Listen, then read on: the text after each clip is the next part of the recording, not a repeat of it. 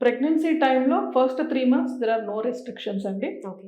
ఆబ్వియస్‌గా నేను బోర్లా పడుకోమన్నా వాళ్ళు పడుకోరు. బికాజ్ అదొక కన్సర్న్ ఉంటుంది, భయం ఉంటుంది.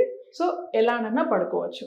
Next thing 4th month to 6th month వాళ్ళకి అంతా ఇంకా బెల్లీ గ్రోత్ అనేది, బేబీ బంప్ అనేది ఇంకెక్కువ రాదు కాబట్టి ఐడియల్గా మేము కూడా స్ట్రేట్గా పడుకోవడం, లేదు అంటే లెఫ్ట్ సైడ్ తిరిగి పడుకోమని చెప్తాం. బట్ 7 months క్రాస్ అయింది, ఐడియల్ పొజిషన్ ఏంటంటే లెఫ్ట్ సైడ్కి తిరిగి పడుకోవడము అండ్ వాళ్ళ పొట్ట దగ్గర ఒక పిల్లో సపోర్ట్ లాంటిది పెట్టుకోవడం ఈజ్ ఐడియల్ థింగ్. అలా అని కొంతమంది మేడం రాత్రి లేచి చూసరికి నేను స్ట్రేట్గా ఉన్నాను, రైట్ సైడ్ తిరిగిపోయాను, ఇలా ఉంటే నా బేబీకి ఏమైనా ప్రాబ్లమా? అలా ఏమీ లేదు.